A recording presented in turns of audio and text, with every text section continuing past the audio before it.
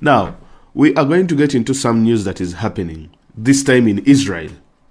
Yes, I said Israel. Now, most of you might be wondering, what does Israel have to do with Uganda? What does Benjamin Netanyahu have to do with the situation that is going on in the country? What does the Ministry of Defense in Israel have to do with Uganda? Well, apparently what is happening is a group of human rights activists have gone to court in Israel to block the sale of arms to one of Museveni's security apparatus or security militia, known as the SFC. Now, for those of you who don't know what the SFC is, who are watching me from different parts of the world, the SFC is the Special Forces Command. For every dictator in the world, they make sure that they weaken the national army as well as other legal security apparatuses like the police as well as the army. Now, when they weaken those institutions, the security institutions that are recognized by the state, they create a private force for themselves to protect them, their families, as well as their wealth. Some political scientists look at this as coup-proofing. Now, in Uganda, we have a similar outfit known as the SFC, the Special Forces Command. Just like all other dictators, this outfit is always created, and when it comes to Africa, the people who are enrolled or who are recruited into this outfit, most of them must be coming from the dictator's homeland or the dictator's tribe, which is actually happening today. Also, the dictator makes sure that this is his most trusted group of individuals, that they will do anything for him in order to make sure that either he stays in power or he leaves the country safely in one way or the other. Now, we still have a similar outfit in Uganda known as the SFC, like I've told you, headed by Museveni's only son that we know of, called Muhoozi Kainerugaba. And the SFC has never been commanded by anyone from a different region, has never been commanded by anyone from a different tribe, except people from Museveni's tribe, which is an element that we are, speaking about right now. It started as a small outfit that has changed names over time. It started in 1997, blah, blah, blah. And then it changed names from PGB, the Presidential Guard Unit, to SFC now, the Special Forces Command. What is interesting about the SFC is it started as a small contingent, like, a few people, 800 people. But as we speak today, they are 2,100 soldiers in this entire militia, or in this entire private farm that protects Museveni. Now, of course, as a dictator, most of them, what they do is this, that, weaken the army, weaken the police, and then elevate your private security. So what Museveni did is, he weakened the police by taking arms away from them and empowering them or equipping them with batons, as well as rusted AK-47s. Now, this is where Israel gets in. For the UPDF, it is the same case as well, by the way. UPDF is not paid. They live in poor conditions. For the Uganda police, they are not catered for. Recently, they had no power. Their barracks had no power for 3 months. The police of Uganda, the barracks is where these people live and their families. They had no power for 3 months. They have no running water. They can hardly take their kids to school. On the other hand, in the SFC, these guys enjoy chips, chicken. They eat goat's meat. They eat, all those sorts of dishes you can think about. Well looked after. Their kids are in some of the best schools in the country. They have a right to do anything they want. Like, they can kill. They have a right to kill. They have a right to arrest. They have a right to go into courts of law and parliaments and beat people up. They have a right to take away your land. That is what you get when you work with the SFC. You get it? So, he did not only empower them with the will to do anything that they want, but he made sure that he equipped them with the state-of-the-art weapons. Now, state-of-the-art weapons that we talk about, this is where Israel comes in. Israel gave these people, or empowered, they traded with Museveni, and I'll come into it, and they gave Museveni plenty of weapons. The weapons in questions are the Galil S assault rifle, as well as the Tava assault rifle. Now, the story ran a couple of days ago. Most of you might not have noted or might not have paid attention. But this was the story in the Daily Monitor that said that an Israel court, it said that activists in push to block the sale of Israel firearms to the SFC. An Israel court is on Friday 15th scheduled to start hearing the case in which human rights activists want the Israel government, through its defense ministry, to stop selling and exporting firearms to the Special Forces Command, a semi-independent unit of the Uganda People's Defense Forces. The activists, including a group of Ugandans in exile, through their attorney, Eitamak, first wrote to the Israel Defense Ministry of Defense on December 5th, 2020, urging it to revoke the security export license to supply weapons to the SFC, particularly the Galil S and the Tava assault rifles manufactured by Israel Military Industries. The activists in the petition described SFC as an outside any legal framework in Uganda, and which has been turned into a unit of repression, citing numerous cases, including the 2017 raid on the parliament to neutralize dissenters of the presidential age limit. In these circumstances, if the defense exports to the SFC unit are not stopped without delay, the conditions of the offense of complicity and auxiliary conduct under the international law and Israel law regarding the officials in the Ministry of Defense and Israel defense exporters responsible for the exports may be met. That is the 43-paged petition reads in part. It also goes on to say that the IMD, that is Israel Ministry of Defense, however, went on to the District Court of Tel Aviv this week seeking gag orders to quash the activists' petition on grounds of national security. So they panicked. They ran very fast to Tel Aviv court in order to gag or to stop what these guys were pushing for, meaning that there was an impact. So they said, no, let's run to that and block it for issues of national security and foreign affairs that should not be interfered with. Well, the people of Israel should understand, the so-called Ministry of Defense in Israel should understand that the people they are equipping with arms, they are actually killing Ugandans. They are beating Ugandans, taking land at will, raping, and doing all sorts of things.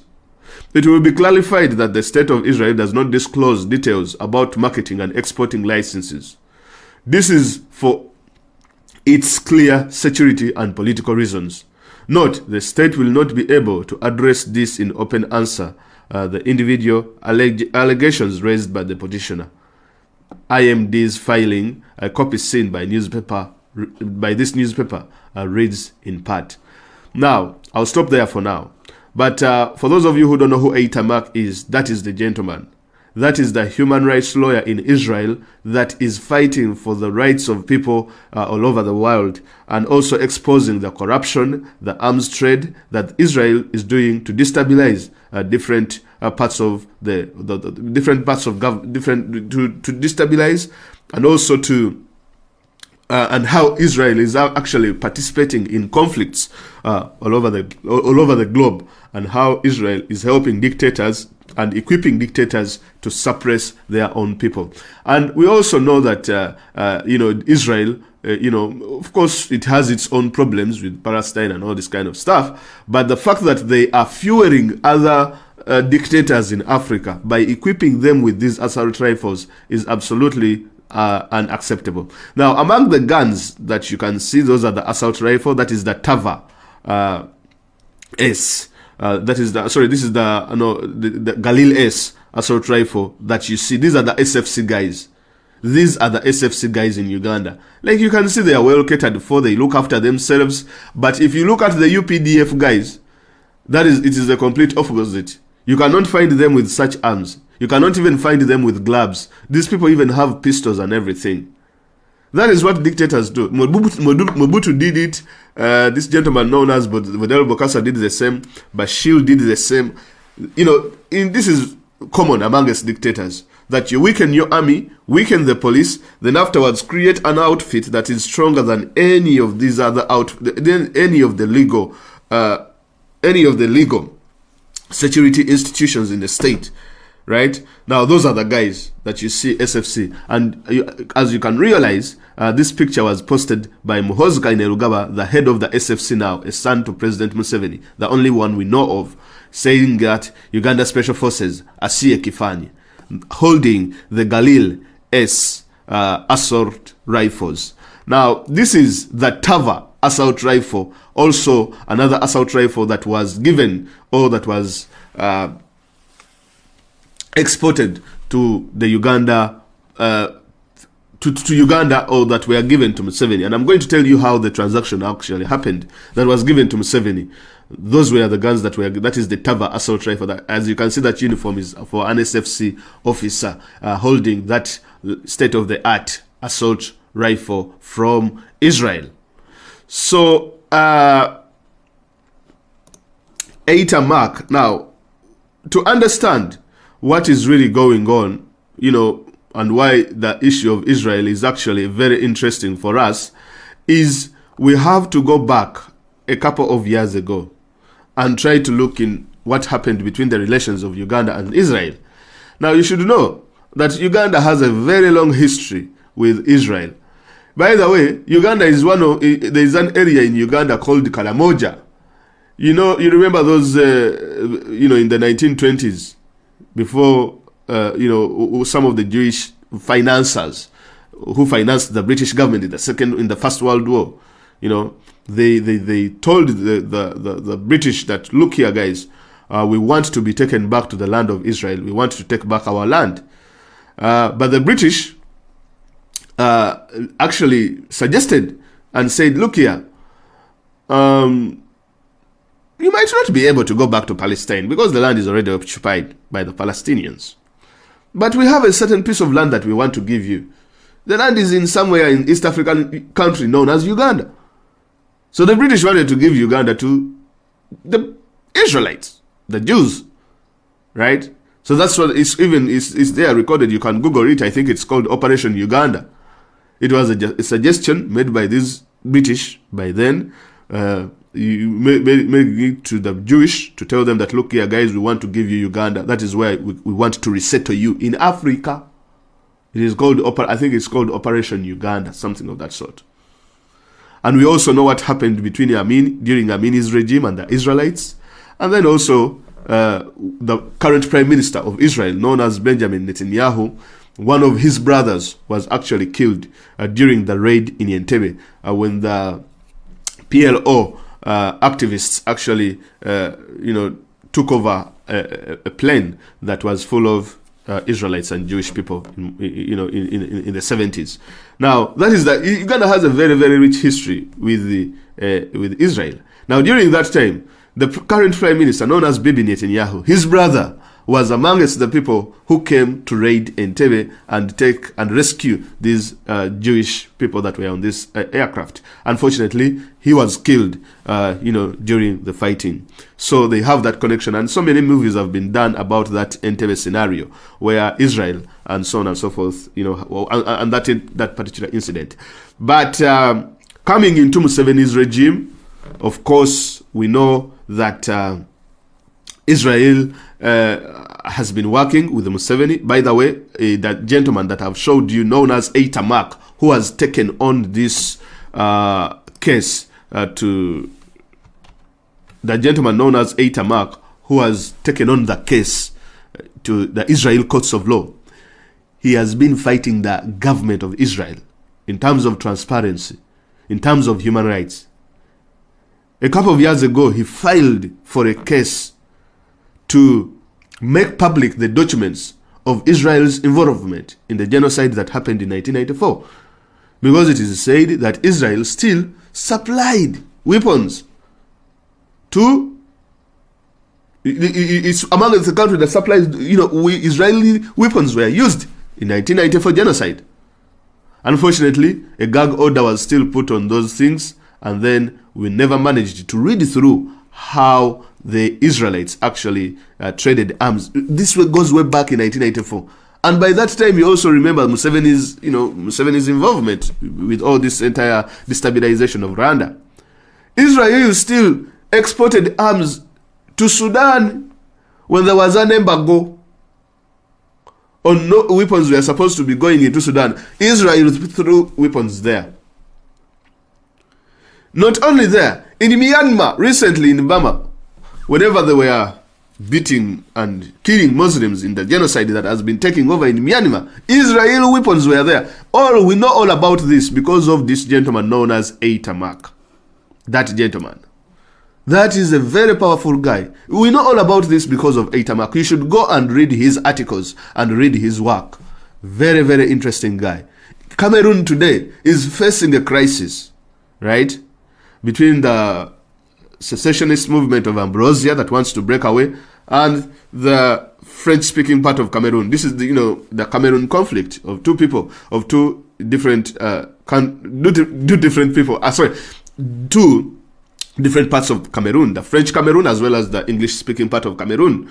So the other English-speaking part of Cameroon wants to secede and break off and create this new state of Ambrosia. But still, Israeli arms have been found in Cameroon, right? Fueling the conflict. Okay? So Itamar has been able to expose all these kind of things. Now, for Ugandan case, what Itamar why he's coming on board, he is the right man for the job. Because number one, Israel is arming a security outfit, a private firm in Uganda that is not constitutionally recognized. I think is it Article 208 in the Ugandan Constitution. It stipulates very well which type of sections are supposed to be in the UPDF. I think it's the UPDF Act. It shows that we shall have the land forces, shall have the air forces, and then we shall have these so-called, the ground forces. But it doesn't say anywhere that the president will have private security, that the president will have the SFC. The SFC is unconstitutional. Right? Now, we all understand that the same SFC has played a very big role in rigging that January 14th election. By beating people up, by arresting people, by kidnapping people, putting people on gunpoints using the guns that are got from Israel. The so-called Galil S assault rifle and the Tava assault rifle. So the activists are pushing for the Israel Ministry of Defense to stop exporting these arms to SFC, as well as to the Ugandan government, by the way. That is why they are putting gag orders. Now, that is why the IMD, the Israel Ministry of Defense, ran very fast to the district court in Tel Aviv to block that. Please don't make these things public. Because they know they are going to be exposed. And they have understood that the magnitude of this case is really big. Because they are not exporting to the government, but they are exporting to individuals within the government that have their own private security firms, that have their own private outfits within the security apparatus of the state. So that is Israel. Now, how much did it cost for Museveni to get these arms for his SFC?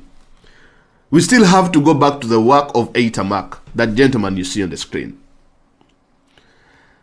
A few years ago, I think 2 or 3 years ago, most of you must have read about a story where the government of Israel was planning to repatriate, to deport over, I think, 300 migrants that had sought asylum in the country. But unfortunately, their asylum was turned down, and the government of Israel was looking to send back them to Uganda. So to send back them to Africa and countries where they came from.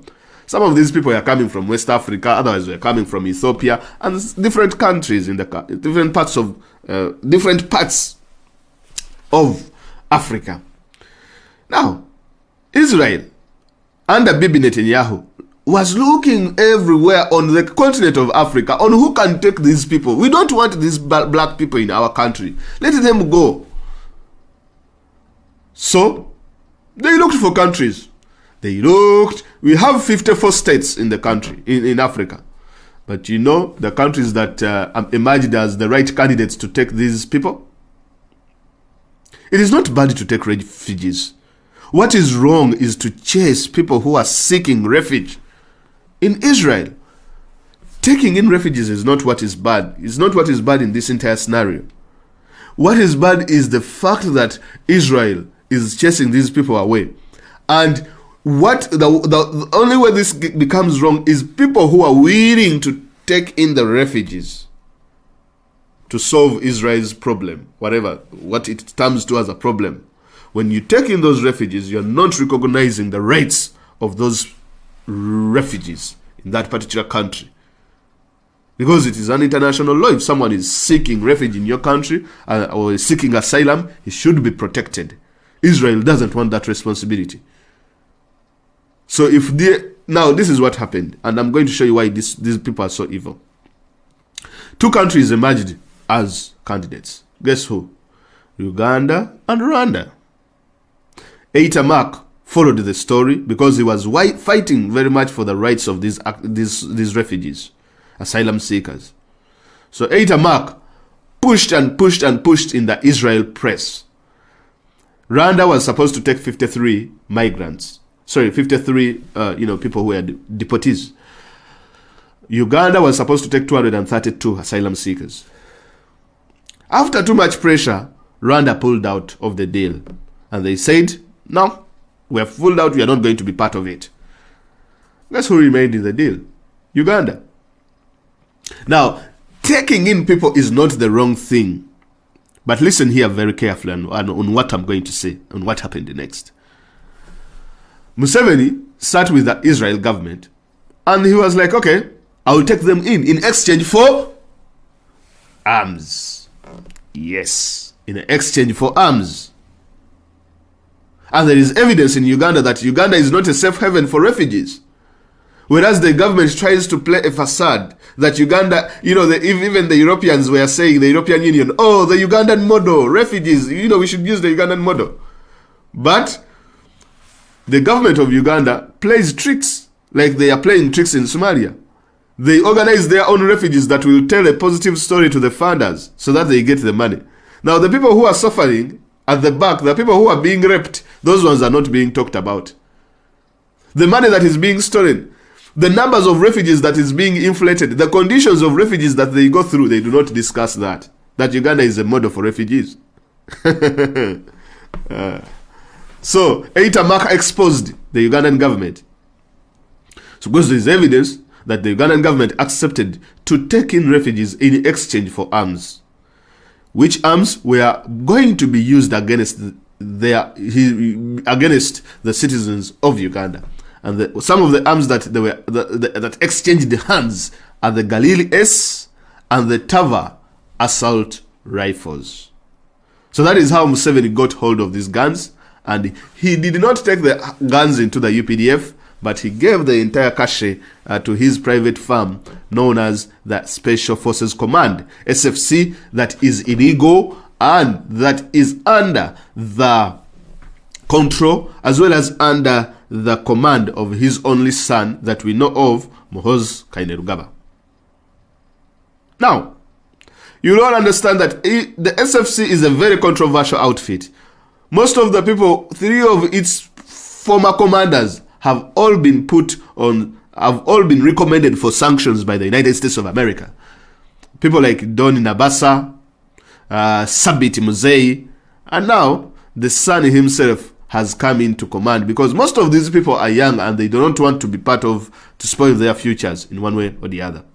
So the fact that Muhoozi is the one in control now, we also expect that sanctions are going to go against this gentleman. Now, why is it important, as I'm winding up, for Itamar to block? Because someone can still say, yes, yeah, they will, yeah, you will block the arms, but still the arms will go to the UPDF, blah blah blah, and all this kind of thing. If Israel thought that what they were doing was right, why did the Ministry of Defense run very quickly to court in Tel Aviv to put gag orders and block this entire case and also block the petition? Why did they do that very fast? If at all what they are doing is good, why did they run very fast and put these orders in the interest of national security? I hear national security as well as foreign affairs. Why did they do that?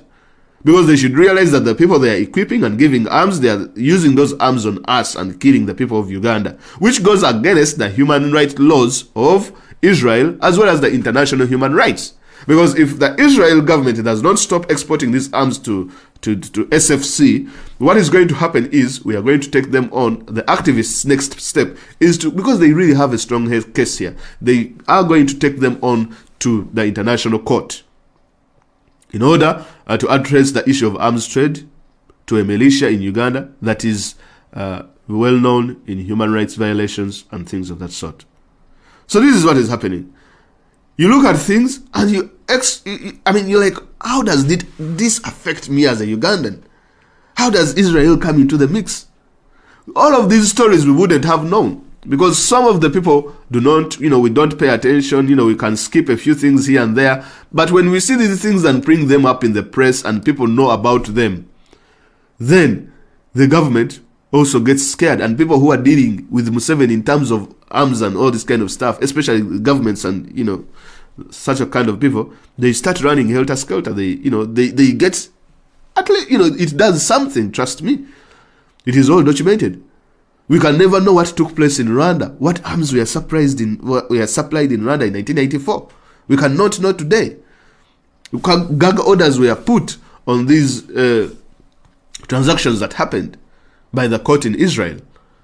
We cannot know. But now we have evidence, and now we have information, and we have now things that, the world information age, and now we can know what is really going on. And in future, people who will watch our videos will know that this is what Israel actually did to the people of Uganda. So we are looking forward on February 15th when the case is going to be heard, and we shall be keeping an eye and giving you updates on what will be happening after the case. Stay tuned for more programming and more episodes that will be coming your way. Thank you very much and have a blessed day. Bye-bye.